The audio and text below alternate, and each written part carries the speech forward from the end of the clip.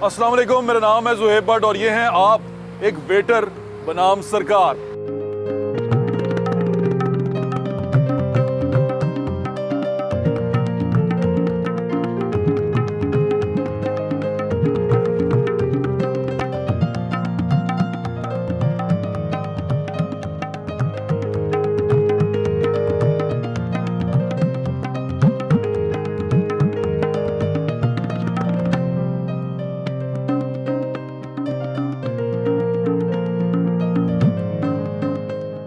Vaccine हम लगवा चुके हैं, इसलिए थोड़ा सा मास्क के साथ, क्योंकि अभी मैं बिल्कुल बाहर खड़ा हूँ इसलिए बात कर रहा हूँ आपसे। हमने बातचीत की थी एक रिक्शा ड्राइवर बन के, हमने आपको दिखाया कि एक रिक्शा ड्राइवर की ज़िंदगी कैसी होती है।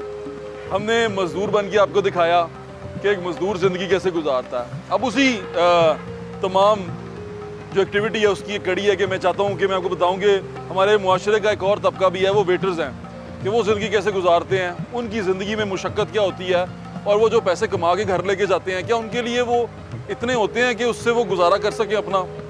तो आज हम एक अच्छे लाहौर के बड़े होटल में वेटर हैं। अगर अच्छे होटल में आपको वेटरी मिल जाए, पहले तो यहाँ पर आपको काफ़ी सारी रिस्ट्रिक्शंस के बाद आना पड़ता है कि आप यहाँ पर वेटर लगें और आपको जॉब मिले, क्योंकि मुझे पता है मेरे बहुत सारे ऐसे दोस्त हैं जो यही कहते रहते हैं कि इसे होटल जो वेटर ही लगा दे।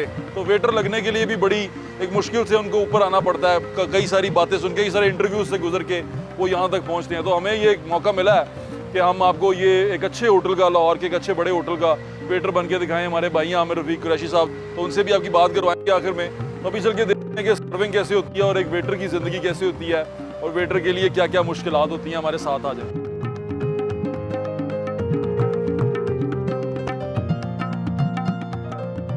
ऑर्डर देना कोई लेना, स्पेशली देना तो बड़ा आसान काम है, लेकिन ऑर्डर लेना जो है वो बड़ा मुश्किल काम है, क्योंकि एक इंसान के अंदर वो होती है ना, क्या कहते हैं उसको, सेल्फ रिस्पेक्ट। बाज़ दफ़ा उसको कहीं पे ठेस लगने का खदशा होता है। बड़ा मेरे लिए तो बड़ा अजीब एक्सपीरियंस है ये, क्योंकि मैंने ये कभी किया नहीं है लेकिन करना पड़ा है। और जो लोग ये करते हैं, सोचें उनकी कितनी हिम्मत होगी, लोगों से ऑर्डर ले रहे हैं और लोगों को, हमें क्योंकि मास्क पहना हुआ है तो इसलिए थोड़ा मार्जिन मिल गया कि लोग हमें ज़्यादा पहचान नहीं रहे, तो हम जाके लोगों से ऑर्डर लेते हैं।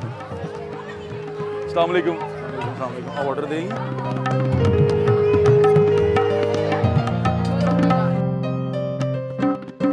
बहुत शुक्रिया। अच्छा जी, ठीक है, थैंक यू।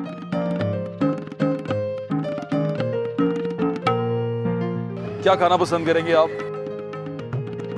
फ्रेश सैलड और फिश टिक्का, मटन कबाब। कितने कितने क्वांटिटी क्या करेंगे आप? चलें ठीक है, आपका ऑर्डर अभी आ रहा है। फिर हमें तकरीबन आपको 15 मिनट्स देने पड़ेंगे जी। फ्रेश जी, चिलमन बिरयानी भी लिख लो जी सर। और कुछ चांप है आपके पास? जी है जी, चांप भी कर देते। Okay sir. फिश टिक्का रहने दो, वो गर्मी है आजकल। फिश टिक्का रहने दूँ? उससे अच्छा हो गया सर, फिश टिक्का रहने दूँ सर?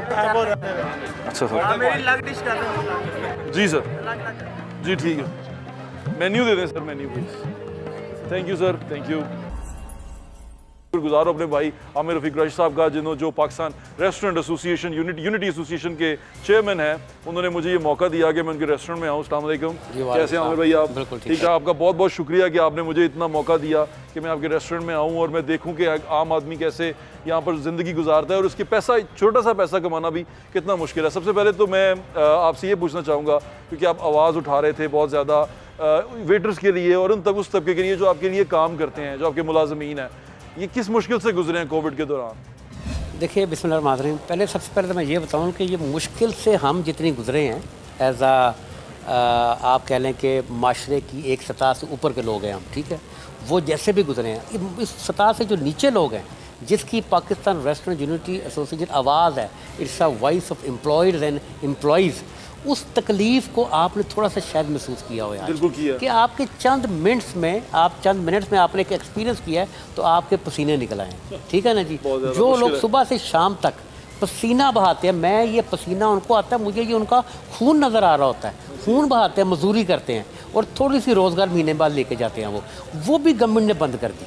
तो ये जुल्म है, मैं ये समझता हूँ जी। ये तो कोविड वाली बात रही कि कोविड की वजह से वो डिफरेंट सारे रीज़न है, हम उसमें नहीं जा। सबसे पहले ये बताएं कि जैसे मैं अभी आया हूँ, मैं एक दिहाड़ी का मुलाजिम, मेरी दिहाड़ी कितनी बनी आज? दिहाड़ी आज देखें आपकी 1000 रुपये से ऊपर बनी।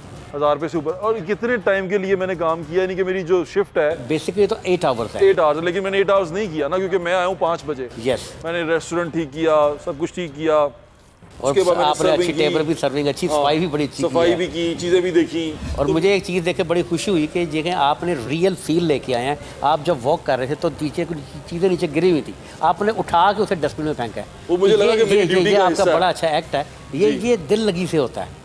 ठीक है, अब ये कौम है ना, ये जो तबका है, हाँ।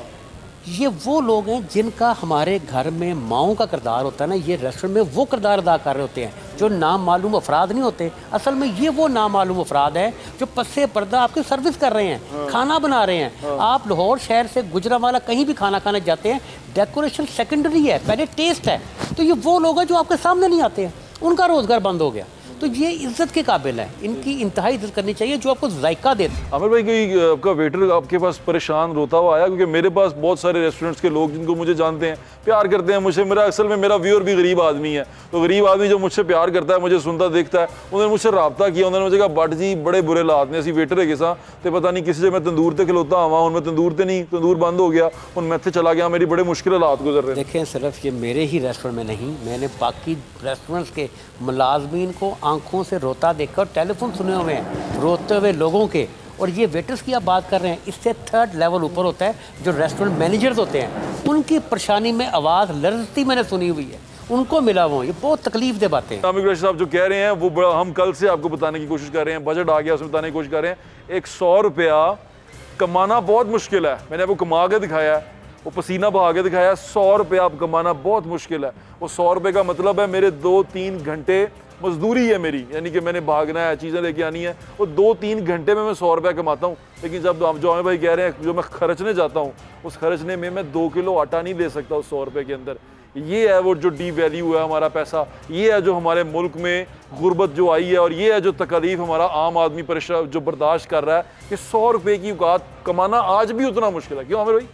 कमाना 100 रुपये आज भी उतना मुश्किल है। मैं कहता हूँ कि स्पेंडिंग करना तो बहुत ही आसान है, लेकिन जिसके पास नहीं है उसकी स्पेंडिंग भी बहुत मुश्किल है। जितना कमाना मुश्किल है उसके लिए स्पेंडिंग मुश्किल है। वेटर्स, आप जिस कैटेगरी में आपने आज सर्विस की है, उसमें जब आप कमा भी लेते हैं चंद 100 चंद हज़ार, वो आपको खर्च करने वक्त 100 दफ़ा सोचना पड़ता है यार किस पे खर्च करूँ, क्या लूँ, क्या छोड़ूँ, क्या लूँ। जब ले रहे होते हैं पीछे बच्चों की याद आ रही होती है, बूढ़े वालिदैन की उनको याद आ रही होती है। तो ये बहुत एक बड़ा मसला है, ये जो गवर्नमेंट को समझना चाहिए, जो हम प्राइवेट कैपेसिटी में एज अ चेयरमैन एसोसिएशन हम कर रहे हैं।